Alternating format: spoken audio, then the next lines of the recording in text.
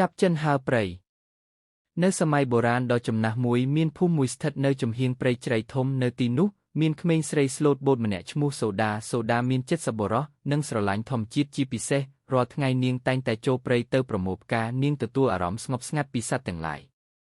ថ្ងៃមួយខណៈដែលសូដាកំពុងរុករកផ្កាក្នុងព្រៃចាប់ចិនមួយឈឺស្លាប់ធ្លាក់ចុះមកពីមេឃធ្លាក់ដល់ដីសូដានាំចាប់ចិននោះត្រឡប់មកផ្ទះប៉ុណ្ណោះថែទាំវាដោយសេចក្តីមេត្តាករុណាចាប់នោះគ្រាន់តែជាចាប់ធម្មតាមិនធម្មតាដូចសត្វចាប់នានាទេប៉ុន្តែវាមានសម្បត្តិពិសេសព្រោះវាអាចនិយាយបានដូចជាមនុស្សដែរបន្ទាប់ពីសូដាព្យាបាលវាឲ្យបានសុខភាពវិញចាប់ចិនបានប្រាប់នាងថាក៏ខ្ញុំមិនមែនជាចាប់ធម្មតាទេខ្ញុំជាវិញ្ញាណអ្នកថែរក្សាព្រៃដោយសារអ្នកមានចិត្តល្អខ្ញុំនឹងផ្ដល់អំណោយមួយដែលអាចជួយអ្នកនិងភូមិទាំងមូលអំណោយនោះគឺជាកន្លងទឹកមួយដែលធ្វើឲ្យដីធ្លីក្នុងភូមិមានជីវជាតិនិងអភិវឌ្ឍដាំដុះបានល្អភូមិនេះបានរីកចម្រើននិងសុខសាន្តដោយសារចិត្តល្អនៃសូដាសូមអរគុណចំពោះការស្ដាប់ទាំងអស់គ្នាចប់រឿង